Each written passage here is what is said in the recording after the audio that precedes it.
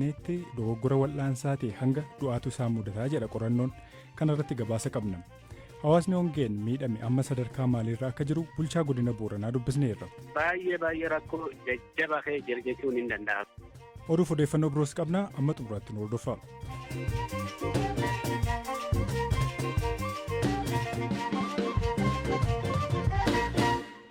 Mana Kiristaanaa Ortodoksii Tawaahidoo Itoophiyaatti aangoo olaanaa kan qabu Qulqulluu Sinodoosiin yaa'ii atattamaa taa'uudhaaf guyyaa roobii waaree booda sirna kadhannaa eegale. Yaa'iin kun erga Phaaphaasonni duree mana amantichaa addatti beekamtii mana kiristaanaa malee Phaaphaasota haaraa muuduu beeksanii booda kan waamamedha. Paatriyaarkiin Bataskaanichaa Abuna Maatiyaas adeemsa kana mormuun yaa'inni atattamaa akka taasifamu gaafa dilbataa waamicha dhiyeessan. Dilbata dabalataan kaleessa ibsa Sinodoosiin kenneen poolisiin nu eegaa ture kaafameera komiin jedhu dhiyaateera. Abbootiin amantichaa ibsa kennaa turan keessaa barreessaan Sinodoosii fi kutaa lallabaa Niiwuyoorkitti Phaaphaasii kataan Abuna Phexros dhimmicha irratti akkas jedhanii dubbatan. ጸጥታን በሚመለከት እስካሁን ድረስ እንደምናየው በዚህ በበሩም ገመ nageenya ilaallatuun hanga yoonaatti akkuma arginu balbalaa fi iddoo kamiyyuu eegumsa poolisiitu jala ture.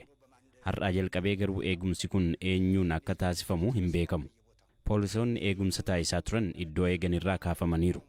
Dhimmi kun mootummaa ilaallata waan ta'eef iddoo kamittuu nageenya eegsisuun dirqamaa fi gahee mootummaati. Carraa kanaan irra deebinee mootummaan nageenya akka kabachiisu gaafan. Kuni hojii mootummaan hojjetudha. Hojii nuti hojjennu miti. Nuti poolisii fi loltuu hin qabnu. Nuti masqalii keenya qofa qabna.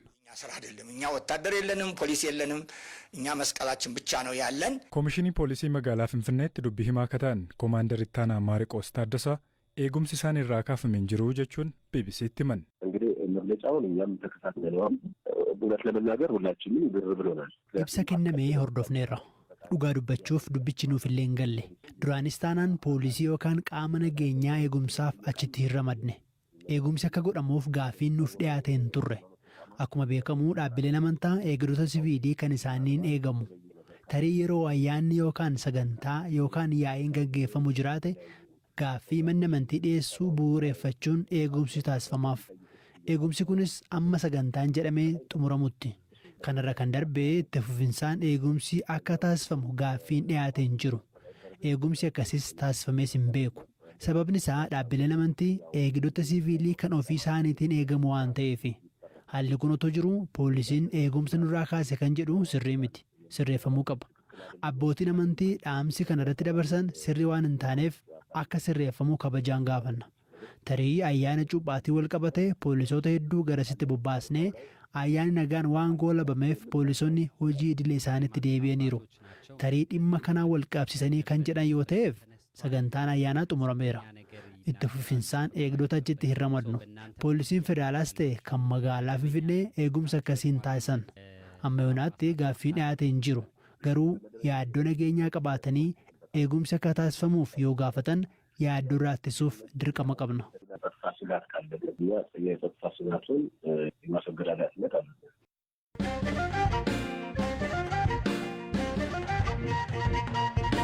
Hongee waggoota 40 keessatti isa hunda caalaa hammaataadha jedhame Afrikaa keessattuu kaaba Keeniyaa fi Itiyoophiyaatti mudate namoota miidhuudhaan beelladoota horsee bultoota hedduu ajjeese. Balaa kana hordofee kibba Oromiyaa godina Booranaatti deeggarsi namoomaa kennamu haphachaa dhufuusaatiin haadholiin ulfaa daa'immanii fi maanguddoon rakkoof saaxilamaa jiru.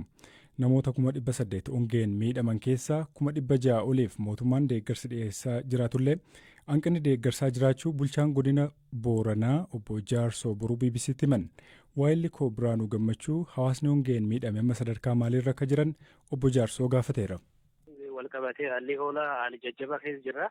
Roobni roobuu qabu wal faana yeroo shaniidhaaf ganni 2 fi agayyitii 3 waqtii roobaa 5 walirra osoo hin citiin hongee waan qabateef hawaasii horsiisee bulaa qabeenya beeylada akka qabu bal'aa dhabee jira. Oomish qonnaa wanni inni argatiin jiru rakkoo bal'aadhaan saaxilamaa jira jechuudha. Baay'ee rakkoo jajjabaa ka'ee jira jechuun hin danda'amu. Kuni seenaa keessatti ta'ee beekaa yeroo dhiyootti wanta akkasii kun waan mudannoo haaraa moo durallee jira kun? Akka odeeffannoo jaarsargaa dhageettii irraa dhageenyus historical recorded raawutii illee dudduuba deebinee illee yoo laallu seenaa waggaa 40 dura yoo hin ta'in yeroo waggoota jenereeshinii dhiyoo kan keessatti rakkoon akkana mudatee beekuu waan jedhamu jira. Baay'ee siibiriitiin isa akka malee hamaa. Amma maalti isinii birmataa jira gama mootummaatiin gama dhaabbilee gargaarsaatiin wanti lubbuu oolchuuf hojjetamaa jiru jira? Dhugaa rakkoon deeggarsiis bal'aan karaa mootummaa, karaa uummataa, karaa sabaaf sablammoota biyya kanaa, karaa godinaalee ollaa dhaabbilee deeggarsaa akka akkaatiin bara 2014 keessa bal'inaan geggeeffamaa ture. Haa taatuti rakkoo haala waliigalaa akka biyyaa jirtu wal qabatee rakkoon bona kun walirra osoo hin citin dabalamu wal qabatee iddum godinaalee biraas keessatti rakkoon wal fakkaatan waan jiruufi humni durii nu deeggaraa ture humni isaanis gabbu'aa dhufee jira. Akkasuma uummanni illee durii aadaa qabu aadaa buusaa gonofaatiin inni tokko qabu tokko bira wal deeggaraa ture. Sunis haalli jabaachaa waan dhufeef haalli dandamannaa uummata gabbu'aa waan deemuufi rakkoo eeggalee jira. Agammaatti deeggarsitti fufiinsadhaan gaas ta'uu baatu kennaa jiru mootummaa fi dhaabbileenis mootummaa muraasaati. Akka godina Booranaatti aanaalee qabdan keessaa kan hongeen hedduu miidhe isaan kamii?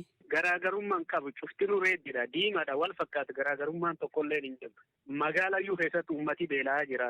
Sababa hongeetiin uummanni buqqa'ee baadiyyaa gara magaalaa waan galeef ka magaalaa baqatee buqqa'ee jirus beelaaf saaxilamaa jira. Rakkoo jajjabduu jira. Aanaan hundumtuu wal fakkaata. Dhibee fayyaan kana hordofee dhufe namni miidhamuun galmeessitanii ragaasaa qabdanii jira hagamtaa? Uummanni 800 oli godina Booranaa qofaatti. Isaan keessa 604 deeggarsa mootummaatu deeggaraa jira. Innis yeroo inni tarkifatee uummanni gidduus beela'uus jira. Haa taatuti % 70 olii mootummumatti deeggaraa jira. Ammi ta'e dhaabbileenis mootummaa emerjensiidhaan wanni isaan deeggaraa jiranii jiru. Guyyaa guyyaadhaan hanqinni nyaataa dabalaa deemaa dhufu. Hanqinni nyaataatti daa'imni baay'ee saaxilam jiru. Maanguddoon hanqinaaf saaxilaman hedduun jiru. Awwal ulfaa jiru. Kanaaf gaaffiin hin jira jechuudha.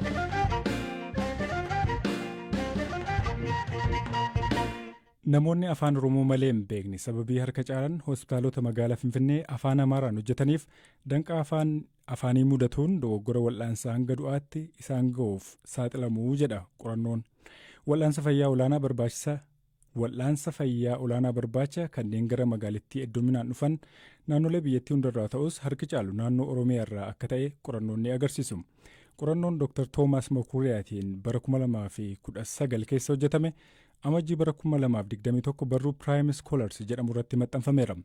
Hospitaala guddicha Qidduus Phaawulositti dhukkubsataan harki caalu afaan Oromoo akka dubbatan mul'iseera. Warreen qorannoo kanarratti hirmaatan keessaa tokko Yuunivarsiitii biyya Beeljeem Gent jedhamu keessatti barataa digirii 3ffaa akka ta'e amantii boruu rakkoon afaanii hanga du'a lubbuutti dhaqqabsiisaa waan jiruuf furmaata hatattamaa barbaadaa jechuun waayila koo Galaanaa Balaayitti himeera. Kenniinsa tajaajila fayyaa keessatti % 80 akka ta'u kan dhukkubni ittiin adda ba'u haasaa ogeessi fayyaa dhukkubsataa wajjiniin taasisu irratti xiyyeeffateeti irratti hundaa'eeti. Kana jechuun laaboraatoorii gargaaramnee % 20 qofadha kan nuti dhukkuba tokko adda baasnee furmaata kennuufii dandeenyu. Kana jechuun haasaan yookaan afaanni iddoo guddaa qaba. Dhukkuba tokko adda baasuu keessatti furmaata kennuufii keessatti jechuudha. Kana jechuun dhukkubsataan tokko afaan ogeessi fayyaa haasa'u hin hubatu yoo ta'e yookaan immoo ogeessi fayyaa afaan dhukkubsataan tokko haasa'u hin hubatu yoo ta'e % 20 qofa irratti hundaa'eeti jechuudha kan inni tajaajila fayyaa kennu. Keessumaa immoo biyyoota guddachaa jiran biyyoota akka Itoophiyaa keessatti teekinooloojii nuti qabnu laaboraatoorii nuti qabnu hagas jabaa waan hin taaneefi % 20 jedhame sadayyuu fayyadamnee adda baasuu hin dandeenyu jechuudha. Yoo wal hubannoon ogeessa fayyaa fi dhukkubsataa gidduu hin jiru ta'e akka fakkeenyaatti qorannoo kanaan dura dhimma wal fakkaataa irratti exactly dhimma kanarratti miti dhimma wal fakkaataa irratti gaggeeffame tokkorraa hubachuu dandeenyutti qorannoon suni hospitaala tokko irratti kan inni gaggeeffame magaalaa Finfinnee keessatti hospitaala sana keessatti dhukkubsattoonni % 56 ta'an afaan Oromoodha kan isaan dubbatan. Kana jechuun dhukkubsattoota yaala fayyaa argachuudhaaf hospitaalota Finfinnee dhufan keessaa irra caalmaan isaanii afaan Oromoodha kan isaan haasa'an jechuudha. Waan si dhibu hospitaala sana keessatti ogeessota fayyaa jiran keessaa % 9 qofa kan afaan Oromoo haasa'uu danda'u. Kun maal nutti mul'isaa rakkinichi akka inni bal'aa ta'edha. Kanaan wal qabatee kan nuti adda baasne maalidha? Sadarkaan rakkina dhimma kanaan wal qabatu baay'ee guddaa akka inni ta'edha. Kanaan wal qabatee rakkinawwan muraasa kan mudachaa jiran adda baasuu yaalleerra. Rakkinni inni tokkoffaan rakkinni kuni wanti kuni medication error yookaan immoo dogoggora tajaajila fayyaa uumaa jira. Al tokko wanti kuni aga dhukkubsataan illee lubbuu isaa hidhabuutti geessuu danda'a dogoggorri kuni. Danqaa afaaniitiin wal qabatee gaafa qorichi ogeessa fayyaatiin dhukkubsataaf kennamu dhukkubsataan suni hubachuuf ni rakkata waan ta'eef haalli inni ittiin qoricha sana fudhatullee yeroo baay'ee sirrii miti. Dhukkubsataadhaa fi gorsa ogeessi fayyaa kennu dhukkubsataan sun hubachuudhaaf baay'ee rakkataa yoo wal hubannoon hin jiru ta'e dhukkubsataa fi ogeessa fayyaa gidduu beellama kennamuuf illee dhukkubsataa yeroo baay'ee hubachuu hin danda'u. Sababni isaa afaan hubachuu hin dandeenye dubbatama waan ta'eef al tokko wal hubachuu dadhabuudhaanis dhukkubsataan al tokko rakkina fayyaa isaatii fi yeroodhaan furmaata argachuu waan dadhabuuf yerootti gara yerootti hospitaalatti deddeebi'uun illee jiraachuu danda'a. Kunis baasii dabalataadhaa fi kan inni isa saaxilu. Even hospitaalota keessatti barreeffamawwan jiran afaan Oromoo miti kan isaan jiran afaan kabiraadhaani. Dhukkubsataan wanta kan hin hubatu taanaan eessa akka deemu garamitti akka deemu illee hubachuu waan hin dandeenyee fi kun immoo yeroo isaa fixa. Kunis baasii dabalataatii fi saaxila jechuudha. Rikomendeeshiniin keessan homaa inni maaltu rakkoo kan hanqisuu danda'a?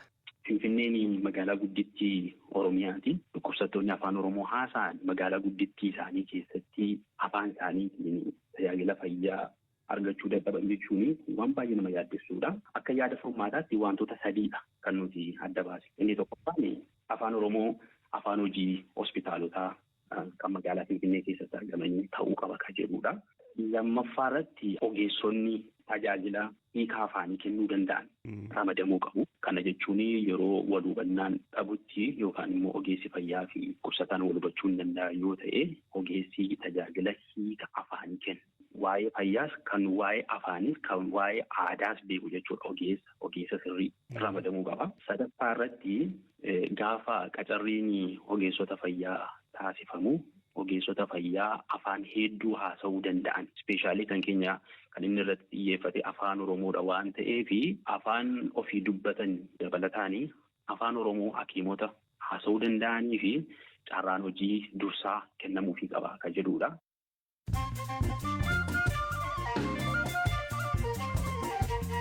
Ammoo oduun gaggabaabsee isinittuma Ruwaandaan jeettii waraanaa Dimokiraatik Rippaabilika Koongoo tokko rukuttee kuffifte waldhabbiin biyyoota lamaan gidduutti hammaataa wayitee jiru kanatti Dimokiraatik Rippaabilika Koongoon jeettii waraanaa biyyattii kuffisuun gocha waraanaati jettee balaaleffatte. Ameerikaa fi Jarman taankiiwwan Yuukireen Raashiyaan ittiin loluudhaaf gaafachaa turte gumaachuudhaaf walii galan.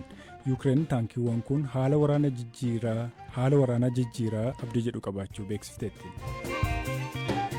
Ministeerri dhimma alaa Raashiyaa biyya ejjennoo isaanii Raashiyaa hin deeggarre Angoolaa daawwatan. Ministeerri dhimma alaa Raashiyaa Sergey Lavrov Angoolaa wayita seenanitti qondaaltota biyyattiin simatamaniiru.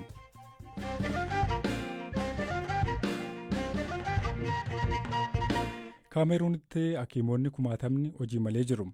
Mootummaan biyyattii seera haaraa baasuu isaa hordofee hakiimonni baay'een erga yuunivarsiitii irraa eebbifamanii hojii malee hafaniiru. Kaan ni daldalu. Kaan ammoo hojii hojjechuudhaaf itti yaadne hojjechaa jiru. Biyyattiin garuu rakkoo ogeessota fayyaa qabde. Firaa'ol Balaay waan qopheessite qabde. Dr. Clement Difoo namoota wal'aanuu barbaada. Ta'us kanarra lukkuu horsiisaa jira. Eenyi hedduun isaanii du'aniiru. Ani namoota irratti hojjechuutu naaf salphata. Dr. Clement ogeessota fayyaa Kaameruun kumaatamaan lakkaa'aman hojii malee jiran keessaa tokkodha. Lukkuu horsiisuu dabalatee magaalaa Duwaalaa keessatti daldala suphee tolchuu fi suuqii qaba. Kun bakka koo akka hin taane yeroo hundanatti dhaga'ama. Doktariin kamiyyuu suuqii keessa hojjechuu hin qabu. Ta'us garuu galii argachuu hin qabu. Ogeessoti fayyaa yuunivarsiitiiwwan mootummaarraa eebbifaman otuu qajeelfamni mootummaa kun dhuma bara 2020tti hin dhufiin dura yeroo hunda sirna fayyaa mootummaa keessatti hojii akka argatan mirkanaa'aa ture. Yeroo mana barumsaa meedikaalaa waggaa dhumaarra ture natti fakkaata wanti hundi kan jijjiirame. Nutillee walumaan kun qoosaadha hamii sobaadha jechaa turre. Eebbifamtoonni tokko tokko garuu dandeettii dafqa guddaan argatan kana karaa seeraan ala fayyadamuu yoo hin qabaanne illee akkasumaan dhiisuuf hin feene. Ogeessi fayyaa eenyummaasaa ibsuu hin feene tokko amma eeyyama hojii fayyaa dhuunfaan ala dhukkubsattoota mana isaaniirra deemuun wal'aanaa jira. Kun yakka akka ta'e beeka. Ta'us garuu waggaa 7 erga ogummaa fayyaa baratee booda filannoo akka hin qabne amana. Kanas gatii gadi aanaan hojjeta. Abjuu nuti yeroo barnoota jalqabnu qabnu turre mootummaatiin nu jalaa hatameera. Amma gadda qofa qabna. Waldaan ogeessota fayyaa Kaameruun waggootii 3 darban keessatti yoo xiqqaate hakiimonni 2,000 ta'an akka eebbifamanii fi harki caalaan isaanii hojii akka hin qabne tilmaama. Akkuma waggootii 2 darbanii bara kanattis filannootiin ogeessota fayyaa 50 qofatu sirna tajaajila fayyaa mootummaatti ramadame. Ogeessi fayyaa hojii yoo dhabe xiqqoo isheen rakkata. Ta'us garuu kan caalaatti miidhamu lammiilee Kaameruun tajaajila fayyaa gaarii argachuu dhabanidha. Akka mootummaan jedhutti lammiilee Kaameruun 7,000f ogeessa fayyaa tokkotu jira. Ta'us garuu hedduun isaanii magaalota gurguddoo keessa waan jiraniif biyyattii guutummaatti qaawwa tajaajila fayyaa hedduu uumeera. Ministeerri fayyaa hawaasaa Kaameruun Malaashii Maanaawuudaa rakkoon akka jiru ni amana. Ta'us garuu furmaati isaa mootummaan alatti akka jiru yaada. Sirna fayyaa keenya keessaa ogeessota fayyaa hojjetan gahaa hin qabnu. Malli gara fuulduraatti nu tarkaanfachiisu sirna tajaajila fayyaa mootummaa qofaadha. Natti hin fakkaatu. Dameen dhuunfaas jira. Ta'us garuu hojiin tajaajila fayyaa dhuunfaa mana jireenyaa ofii keessatti kan hojjetamu miti. Dhaabbata dhuunfaa hundeessuudha.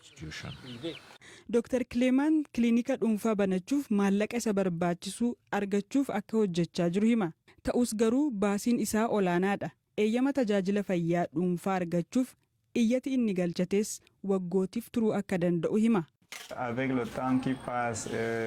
Yeroo darbu hundaa boodatti akkan hafetti natti dhaga'ama. Ta'us garuu guyyaa tokko haalli jiru ni fooyya'a jedhee nan abdadha.